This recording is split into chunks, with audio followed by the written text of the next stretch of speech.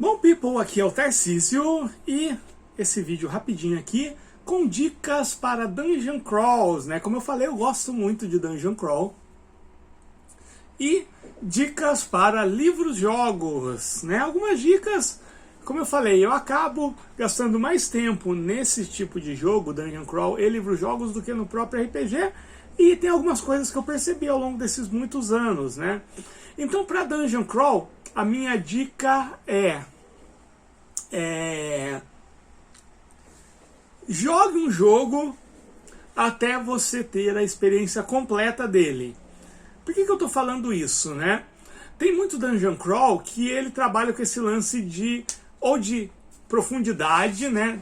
Profundidade literalmente, né? Você vai descendo nos níveis da masmorra e ela vai ficando mais difícil e ao mesmo tempo os tesouros vão ficando maiores. Ou na questão de evolução, né? Conforme você vai jogando, o herói vai se desenvolvendo. E é muito interessante porque eu jogo muito Dungeon Crawl, muito mesmo, né? Desde os mais simples, tipo Dungeon Bash, até outros bem complicados, como Descent Dungeon, por exemplo, né? Que não é nem tão complicado assim, mas se você for comparar com o Dungeon Bash, é muito mais complicado. E é que geralmente os Dungeon Crawls, eles têm essa evolução e o jogo muda muito. Eu vou citar o exemplo do meu favorito, que é o Pocket Dungeon. O Pocket Dungeon, nas primeiras salas, você bota aí que nas primeiras 10, no primeiro ciclo lá, né? Que geralmente é 9 salas. Ele tem um gameplay muito limitado, você faz pouca coisa, além de matar monstro e abrir tesouro. Você tem pouquíssimas opções. Então quem joga só essas primeiras salas e não continua, muitas vezes corre o risco de achar que é só isso. E aí fica um jogo repetitivo. Se fosse só isso, com certeza não seria o meu Dungeon Crawl favorito. Mas o que acontece? Conforme você vai avançando e você vai colecionando os FUD Points, que é os pontos que você vai acumulando por inimigo que você enfrenta, os bônus rating, que é os bônus que vai indo conforme você vai explorando as salas. Isso vai te dar possibilidades, você pode ir realocando eles e aprimorando armas e tudo. E mais os itens que você vai encontrando, quando você chega lá para a sala 18, 19, já é um gameplay totalmente diferente, porque mesmo que você achou pouco item ou nenhum, os bônus, mais aquilo que você foi acumulando, ele te dá muita opção. Então, por exemplo, num combate, muito provavelmente você vai ter muita coisa para escolher. Então ele vira um jogo muito tático, né? Você vai estar com 2 poções, 1 ou 2 pergaminhos, você aumentou o seu número de action points, né? De pontos de ação. Então você tem mais opções de ação por rodada, por round. Então aquele gameplay que era totalmente sem sal lá no começo, ele vira um gameplay fantástico, em que cada luta, sabe, cada rodada de cada luta, de cada coisa, você tem 1 zilhão de possibilidades e você ainda pode usar os pontos para tentar encontrar determinados itens. Então quem não chega nesse ponto não sabe o que é de fato Pocket Dungeon. Esse é meu ponto, né? Então, sabe, eu sempre pergunto isso, né?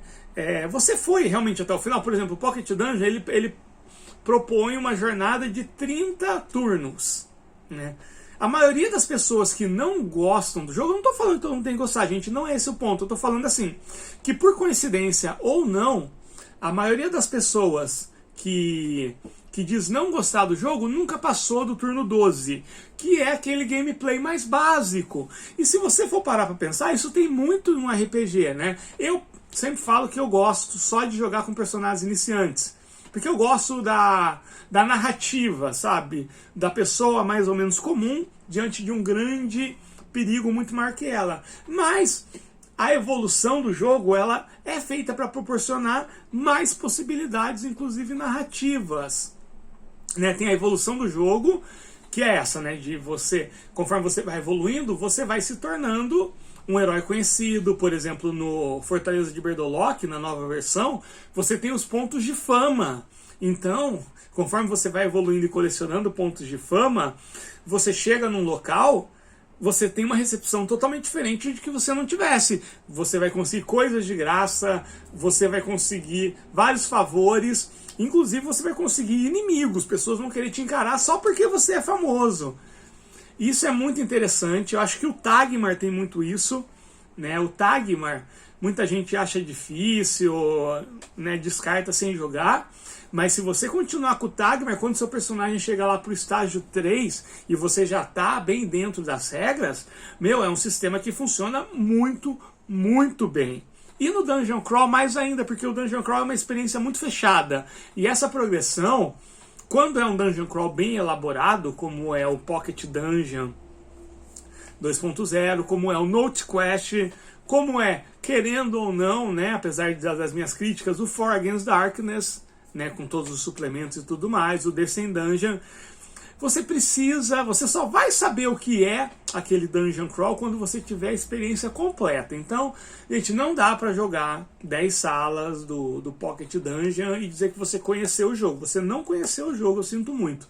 O mesmo eu digo com o Note Quest, não dá pra fazer uma exploração e falar, não, né, é isso. Não, no Note Quest você faz uma exploração, o teu personagem morre, aquilo que ele coletou continua lá, aí você pode ir indo, você vai checando. No final, de 4, 5 personagens, você tem uma masmorra gigantesca que aconteceu um monte de coisa e isso gera um gameplay fantástico. Né? Mas se você só joga uma vez, o personagem morre, você acaba, você não experimentou o Note Quest. Eu estou usando o Note Quest e o Pocket Dungeon 2.0 porque são os meus dois favoritos ever, quando o assunto é Pocket Dungeon Crawl, né? E livro-jogo, né? Eu vou resgatar uma dica que eu já dei lá no começo. Tem um vídeo só sobre isso, mas resgatando essa dica, que é assim, antes de começar o livro-jogo, não pegue e já sai lendo, né? A maioria dos livros-jogos ele tem a criação de personagem, né? Os livros-jogos de Tormenta tem, o Aventuras Fantásticas tem, e muitos têm. E mesmo se não tiver, pensa antes de começar como é o seu personagem. Por quê? Decida se ele é um cara mais cauteloso, inteligente, observador. Ou se ele é um cara mais porradeiro, um cara mais guerreiro, destemido. Ele é um cara que gosta de encarar perigos maiores que eles de frente, ou ele gosta de achar uma solução. Pense em tudo isso antes de começar. Fala, quem é o meu personagem? A menos que você queira que seu personagem seja você. Né? É o que eles falam, né? Nesse livro, você é o herói. Mas encara como um RPG. Né? É isso que eu falo. Eu acho que o grande problema das pessoas, de muita gente não achar que o livro-jogo não é RPG, é porque elas não encaram como RPG. Aí não é mesmo. Né? Se você não encarar o D&D como RPG... Ah, mas não é mesmo. Que não há dúvida de que é RPG. Power by the Apocalypse como RPG. E encarar de qualquer outra forma, eu só quero passar nos movimentos lá. É isso que eu quero. Não vai ser experiência, né? Então, encara o livro-jogo como RPG e encara o seu personagem como um personagem de RPG. Então, quando chegar numa escolha, analisa aquela escolha do ponto de vista do seu personagem. Logicamente, você vai escolher aquilo que você acha mais provável. Mas escolhe aquilo que o seu personagem, dentro da personalidade que você estabeleceu para ele, escolheria. Por exemplo, tem um dragão lá embaixo e você está em cima olhando o dragão e ainda não te percebeu. Um personagem destemido, porradeiro, se tiver a opção, vou pular nas costas do dragão e cravar a espada nele, ele faria isso. Um personagem mais observador, talvez ele tentasse ver em volta o que é, talvez ele tentasse achar uma outra. E personagens diferentes iriam agir de forma diferente. Então, explora as possibilidades narrativas do livro-jogo. É muito senso comum você falar que livro-jogo tem poucas possibilidades narrativas. Eu concordo, mas você está explorando as possibilidades as poucas possibilidades narrativas do livro-jogo? Ou para você é só um labirinto, assim, que você vai indo, tal, né? Então eu acho que falta um pouquinho disso. Né, geralmente que eu vejo nas críticas da galera. E é isso, essas são minhas dicas então.